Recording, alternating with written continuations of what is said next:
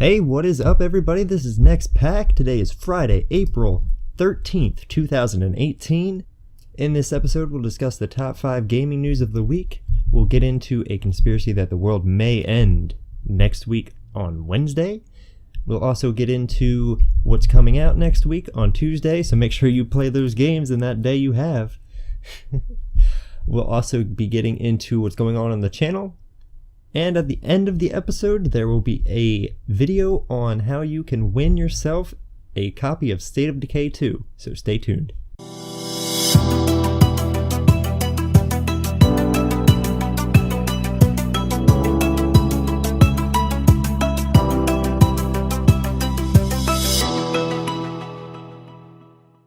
Alright, at number 5 this week, unfortunately, microtransactions have returned to Star Wars Battlefront 2. We all knew this day would come, and it is a sad day indeed.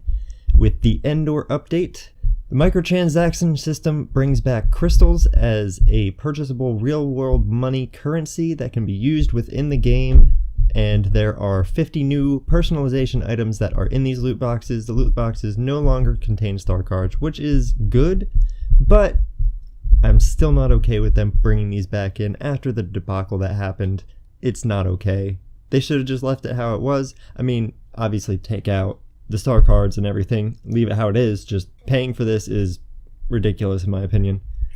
But I am very stern against microtransactions, so nothing I can really do there. But it is no longer pay to win. At number 4, Ghost Recon Wildlands just got a new update this week, which includes a mission that is themed around Splinter Cell. You will team up with Sam Fisher in a stealth mission. He's not a non-playable character, but I've heard the mission is pretty good. I will be jumping in and probably doing a video on that, as I really do like Ghost Recon Wildlands. If you complete the mission, you get Sam Fisher's night vision goggles, which is pretty cool. Next up, at number 3, Monster Hunter World just launched a new event quest in which you will be able to get a Mega Man Palico armor and a new weapon. The armor is actually 8-bit themed, so it turns your Palico into an 8-bit Mega Man, which is really funny looking. I don't think it meshes well with the game, but it's still a cool little thing that they added into it. Mega Man is obviously a Capcom classic, so it's interesting to see that in there. I'm not really sure why they went with the 8-bit theme, but hey, I mean, I'm sure this will tickle someone's fancy. At number 2, God of War released this week, and it has received some glowing reviews, scoring 9s and 10s across the boards through many critics.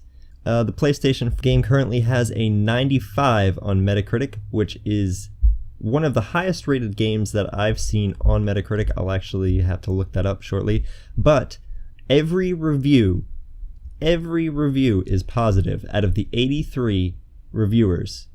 Now, a lot of games do have a high score on there, but that's due to a small number of reviewers.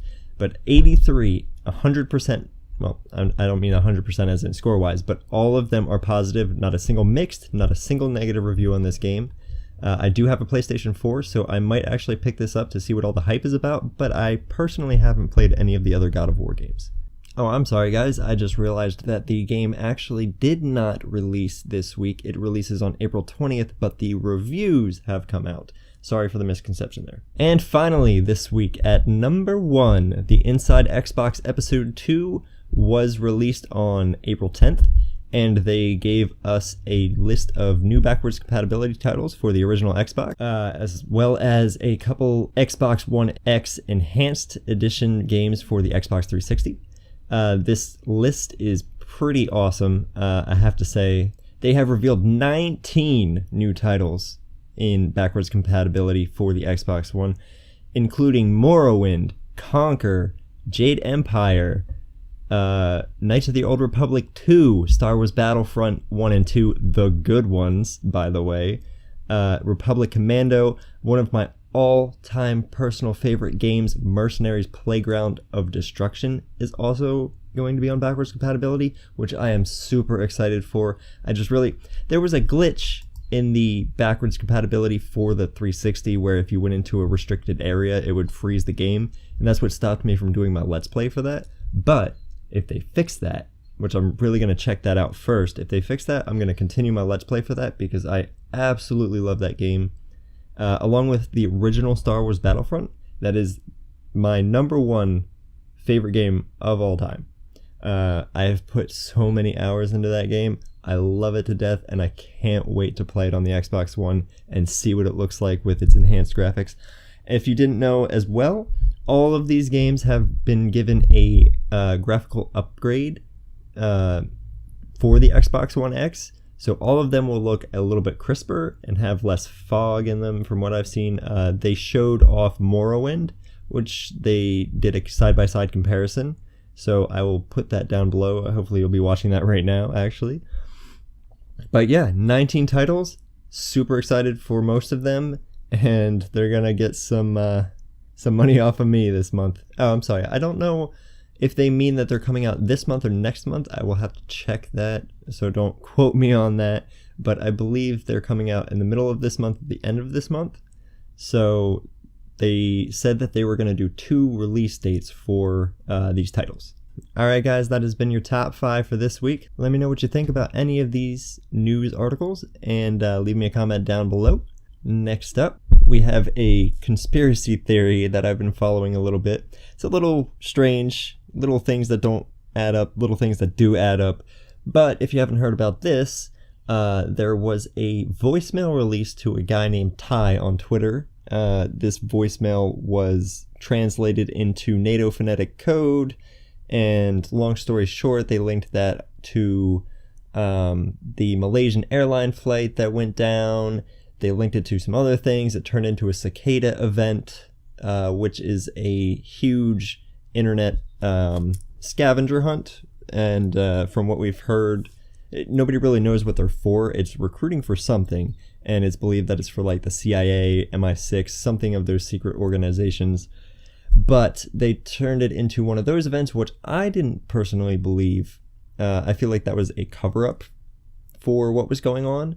In addition to that, there was a commenter on Ty's posts linked to a YouTube channel called County Bluff, and he was posting videos with codes in them, QR codes, backwards audio, and these things were linked to him trying to leak something about, it's believed to be some kind of alien invasion, and he was putting these things in code because he was being followed. He wanted to make sure people knew that he was still alive, I guess. But yeah, he's still uploading now. As far as I know, he's still been uploading things. But all of these things are linked to April 18th as the date that the world will see either an alien invasion or the rapture. So next week could be pretty eventful, or, you know, it could just be another day. Alright guys, up next we have the releases for next week. On April 17th, for PS4, we have Yakuza 6, Don't Starve Mega Pack, and on April 20th, we have God of War. On Xbox One, on the 17th, we also have Don't Starve Mega Pack. And that's it for Xbox One next week. For the Switch, we have Wild Guns Reloaded, It's Spring Again, and on the 19th, Manticore Galaxy on Fire and Neo Atlas 1469. On PC, we have Draw Near and Lacrimosa of Dana. I think about the only thing interesting on there is Don't Starve and God of War next week, so, you know, let me know what you guys think, if you're excited for anything on that list. And lastly, guys, channel news. So your news for my channel this week is I will be uploading some more gameplay for PUBG with NEX PAC, a couple more videos for Monster Hunter World with Shaved and Mr. Knight. So look out for those, as well as a couple more on the unexpected thing I played last week, which is Deep Rock Galactic, which is a new game that is pretty much like Minecraft minus the building, and you just kind of run around a deep cave, pick up some resources, and fight some spiders. It's just a little fun. It's in early access, so I don't expect too much out of it, but it is a pretty fun game. I did enjoy my time co-op with NEX PAC. Maybe we can get 2 other people in there, do a 4-player co-op this week. I think that'd be pretty interesting since there's 4 classes. But yeah, other than that, the giveaway is still going on. So please take part in that. I really want to get some more subscribers in here, and it's a cool way for me to give back to you guys for doing so. So that video will play here in a second. Thanks guys, and I will see you next week on another weekly update. Alright guys, this is a new channel, well, relatively new. I'm starting everything back up, and I'd love to get some new subscribers, get some new draw to the channel, so I've decided to do a giveaway this month, and I will be giving away to 4 subscribers, yes 4, a copy of State of Decay 2 for Xbox One. I will be giving 1 subscriber the Ultimate Edition, which includes the Season Pass, and 3 other subscribers will be getting a Standard Edition of State of Decay 2. And if you don't have an Xbox One, don't fret, I will exchange the dollar amount for a card of your choosing, whether it be Steam or PlayStation Network. For you to enter this giveaway, all you need to do is like, subscribe, and all that YouTube jazz. Leave me a comment down below, and at the end of your comment, leave your Twitter handle. I'll announce the winner on Twitter at the end of the month, so make sure you're following me on Twitter. Good luck.